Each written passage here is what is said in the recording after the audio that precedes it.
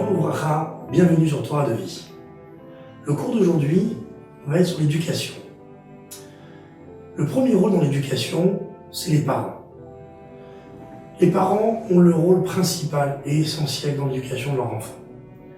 On pourrait croire que l'éducation commence à 5 ans, 6 ans, 3 ans selon certains avis. Mais non, l'éducation commence déjà bien avant même la conception de l'enfant. Pour illustrer cela, il y a une histoire.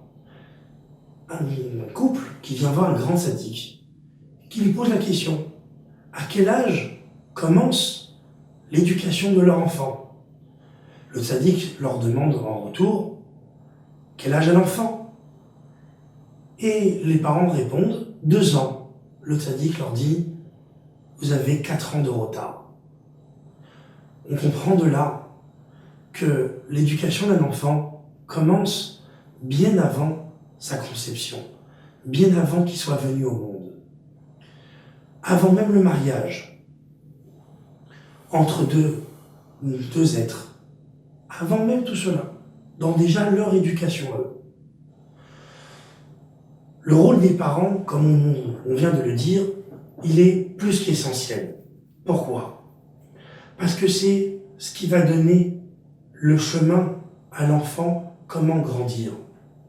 Il est très négatif de dire à un enfant, fais, refais, fais cela, fais la bracha, fais la bénédiction, mange ceci, fais pas comme ci, fais pas comme ça. Les ordres. Pourquoi? Nous sommes en train de le formater et de le programmer pour quelque chose que peut-être lui n'est pas. Ce qui amène souvent à des enfants rebelles, à des enfants qui ne sont pas heureux dans leur vie de famille.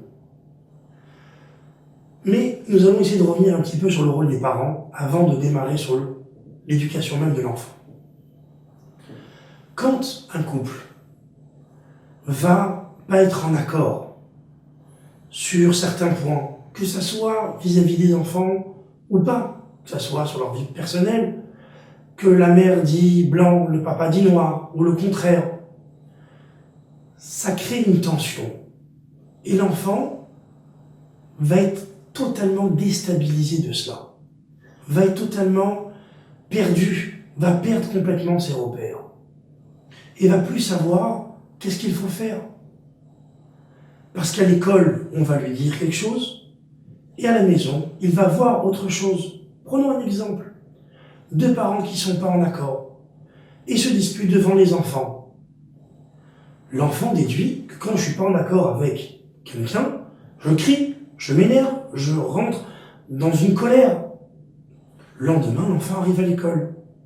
Le professeur lui demande quelque chose, il n'est pas en accord avec le professeur, sa première réaction va être de s'énerver, de crier. Mais le professeur va le remettre en place. Oh non, mais ce n'est pas une façon de faire. Donc, on voit que l'enfant va reproduire tout ce que ses parents vont faire.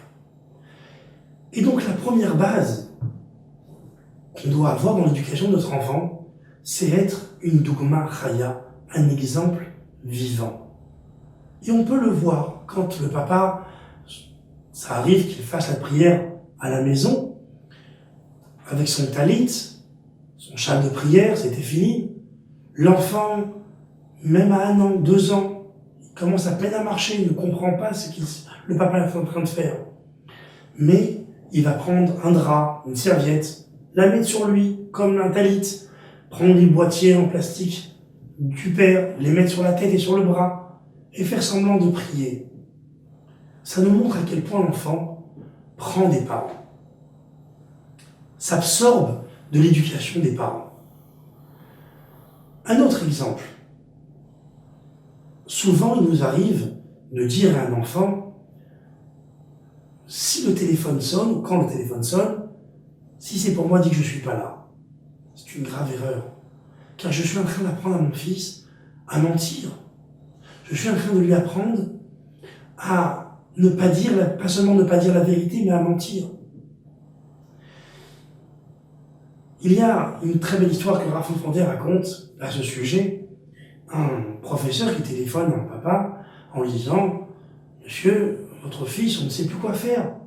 Il n'arrête pas de mentir du matin au soir, il nous a inventé toutes sortes d'histoires abracadabrantes que nous-mêmes, on ne sait même pas d'où il les sort. » Le père, assez pédagogue, dit au professeur « Ce soir, Bezrat Hashem, avec l'aide d'Hachem, je vais parler à mon fils et lui expliquer profondément la gravité du mensonge. » L'enfant rentre à la maison, et le père assoit son fils sur le fauteuil, lui donne un petit jus d'orange, il commence à lui parler, comment a été ta journée, qu'est-ce que tu as fait aujourd'hui, et est-ce qu'il n'y a pas eu un problème avec le professeur, est-ce qu'il n'a pas un problème avec le mensonge, et ainsi de suite.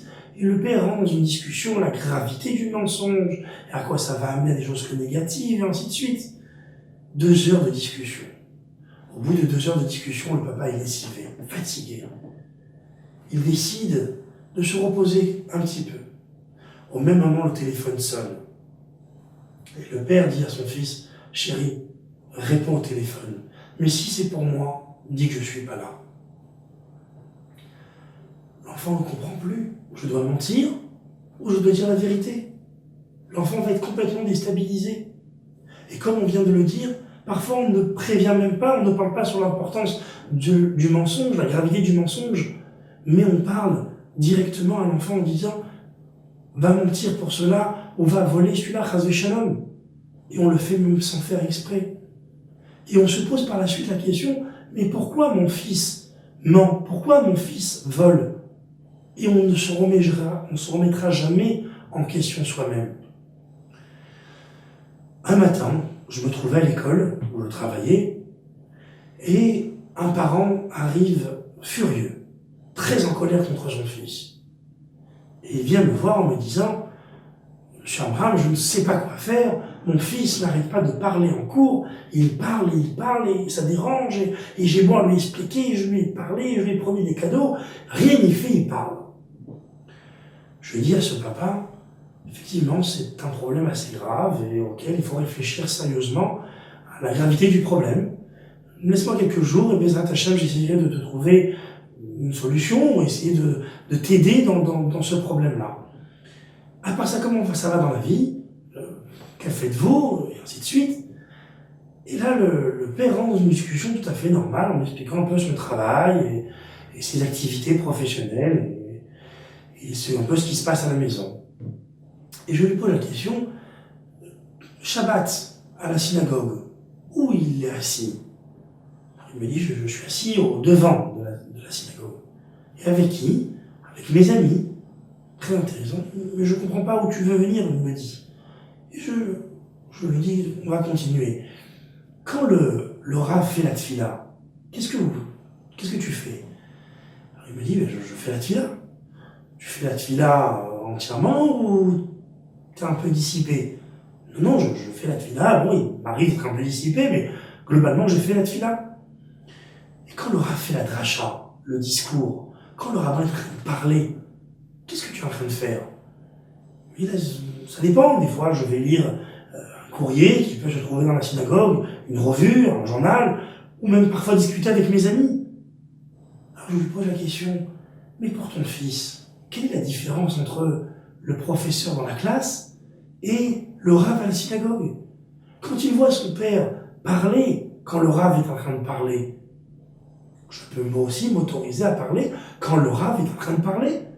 Que ça soit à la synagogue ou en classe, ça n'a pas de différence. L'idée de dire à un enfant « fais ce que je te dis, ne fais pas ce que je fais », elle ne tient pas dans l'éducation d'un enfant. Elle est fausse complètement. Ce que je vais faire, l'enfant va le refaire. Donc la première base dans l'éducation d'un enfant, c'est ses parents. L'entente, même si parfois je ne suis pas en accord avec ma femme, car j'ai prévu autre chose. Devant l'enfant, je suis en accord à 100%. Quand ma fille aujourd'hui me demande « Papa, je peux avoir un bonbon ?» ma première réaction est de dire « Tu as déjà demandé à maman? Tu as déjà posé la question à maman ?» Et là, en général, l'enfant dit la vérité. On va essayer d'approfondir un peu plus.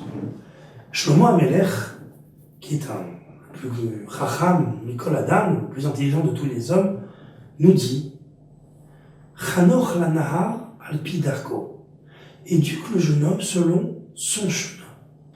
Tous les commentateurs rebondissent à cette phrase. Comment il est possible de dire Chanoch la nahar al-pi darko, éduque l'enfant selon son chemin?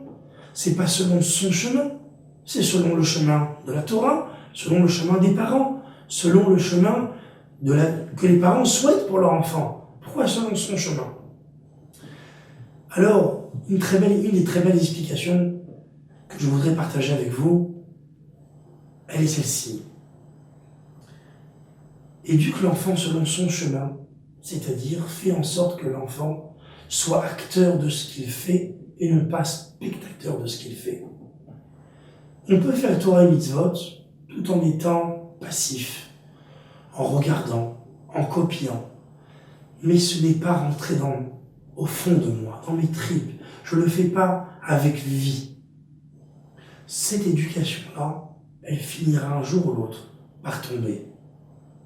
Par contre, ce que nous dit Shlomo Ameler, si j'éduque l'enfant, que le chemin de la Torah devienne son chemin, là, ça va persister, ça va tenir, l'Olam va être pour l'éternité.